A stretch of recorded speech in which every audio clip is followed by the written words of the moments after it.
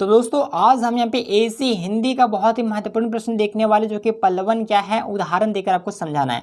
Basically पलवन होता क्या है, आपको जो इसको एक उदाहरण देकर आपको समझाना दोस्तों, बहुत ज़्यादा ये इंपॉर्टेंट प्रश्न, बहुत ज़्यादा महत्वपूर्ण प्रश्न है। ठीक है, तो देखिए पलवन होता क्या है। तो बेसिकली हम अगर पलवन की बात करें तो पलवन जो है दोस्तों वह पल्लव शब्द से बना है। किससे बना है? पलवन जो है वो पल्लव शब्द से बना है, और पल्लव का अर्थ होता है पत्ता। तो पेड़ में फूटे हुए नए पत्तों को हम पल्लव कहते हैं और इस प्रक्रिया को हम पलवन कहते हैं। कहने का मतलब ये दोस्तों कि जो पेड़ में जो नया पत्ता फूटता है, पेड़ में आप देखे होंगे कि पेड़ में कोई नया नया पत्ता जो निकलता है उसको क्या कहते हैं? उसको पल्लव कहते हैं। और ये जो पत्ता निकलने की जो प्रक्रिया है दोस्तों उसी को हम पलवन कहते हैं। तो पत्ता जिस रूप में आपको दिखाई देता है वह उसका मूल रूप नहीं होता है। यानी कि दोस्तों आप पेड़ में तो पत्ता देख रहे हैं, लेकिन वह पत्ता का क्या है? वह मूल रूप है? मूल रूप बिल्कुल भी नहीं है। उसका मूल रूप तो दोस्तों वह बीज था जो मिट्टी के अंदर दबा हुआ था। कहाँ था?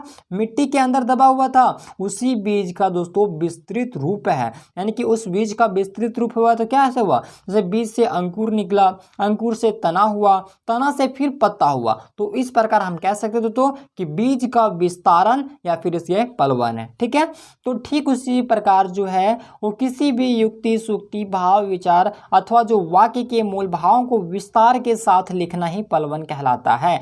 यानी कि कहने का मतलब ये है कि कोई भी युक्ति, सूक्ति दिया गया हो या फिर कोई भी भाव, विचार दिया गया है उसको विस्तार के साथ लिखना ही पलवन कहलाता है। देखिए पलवन का सीधा साधा मतलब अगर आप लोग समझें तो पलवन का मतलब होता है विस्तार करना। ठीक है, बड़ा करना। तो किसी भी कोई भी विषय वस्तु आपको दिया गया हो उसको दोस्तों आपको विस्तार पूर्वक आपको लिखना होगा, उसी को जो है वो पलवन कहते हैं। इसे जो है वो भाव विस्तार या फिर विस्तीकरण भी इसको कहते हैं। अंग्रेजी में इसे एक्सपेंशन या प्रीकिज राइटिंग भी कहा जाता है।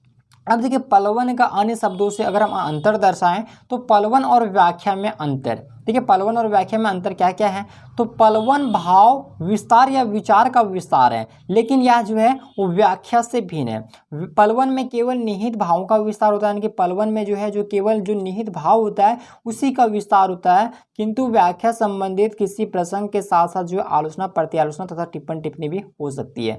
पलवन में निहित, मूल तथा गौण दोनों प्रकार के भावों का ग्रहण होता है और उसे सरल शब्दों में जो है वो विस्तार किया जाता है। अब दूसरा देखिए पलवन और भावार्थ में अंतर। तो भावार्थ में केवल मूल भावों को स्पष्ट करने के संबंध में एक सीमा होती है, किंतु पलवन में मूल भावों को स्पष्ट करने के संबंध में विचार संबंधित कोई सीमा नहीं होता। तो पलवन के द्वारा जो है मूल तथा गौण दोनों प्रकार के निहित भाव को प्रकट किया जाता है, जबकि भावार्थ में केवल मूल भाव को ही स्पष्ट किया जाता है। अब देखिए पलवन और निबंध में अंतर।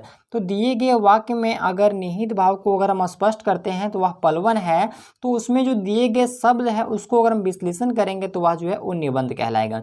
जैसा साहित्य का आधार जीवन है, अगर इसका हम मतलब अगर हम साहित्य की अगर हम परिभाषा दें, इसकी उपयोगिता के बारे में बताएं, इसकी परिभाषा दें, विशेषता बताएं, तो ये सब जो है वो निबंध कहलाएगा।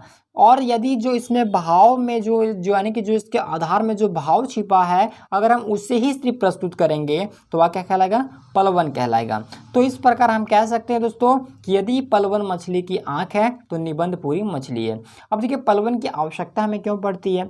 तो आज जो है वो आधुनिक युग में पलवन एक विद्या के रूप में जाना जाता है, और हिंदी के कई ऐसे महान साहित्यकार हैं और दुनिया में कई ऐसे महान पुरुष हैं जो छोटे छोटे वाक्य में गंभीर भाव और विचारों को क्या करते हैं? निहित कर देते हैं। जैसे कि स्वाधीनता हमारा जन्मसिद्ध अधिकार है, मनुष्य वही है जो मनुष्य के लिए मरे। कुछ ऐसे भी वाक्य हैं जिसे पलवन के द्वारा बहुत ही आसानी से सरल और विस्तार करके आसानी से समझा जा सकता है। तो एक गंभीर लेखक के छोटे छोटे न्यूनतम शब्दों में उतनी ज़्यादा स्पष्टता नहीं होती जिसे कि सभी लोग आसानी से समझ सके। इसीलिए जो है वो हमें पलवन करने की आवश्यकता पड़ती है ताकि सभी लोग जो है वो आसानी से समझ सके। अब देखिए पलवन में सावधानियाँ, कहने का मतलब है कि पलवन लेखन यानी कि पलवन को हम कैसे लिखेंगे। ठीक है, तो किसी भी वाक्य अथवा भाव को पलवन करते समय हमें निम्नलिखित बातों पर विशेषकर ध्यान रखना चाहिए। कौन कौन से बात है? तो सबसे पहले चाहे मुहावरा हो, लोकोक्ति हो या सूक्ति हो, सबसे पहले हमें उसका ठीक ठीक अर्थ समझना चाहिए, और इसके लिए जरूरी है कि हमें वाक्य को बार बार पढ़कर समझना चाहिए। दूसरा कि पलवन करते समय किसी भी विधि का प्रयोग किया जाए, अर्थात कोई भी तरीका अपना जाए, किंतु उसका उद्देश्य वही रहना चाहिए जो लेखक का उद्देश्य है, उससे हमें भटकना नहीं चाहिए।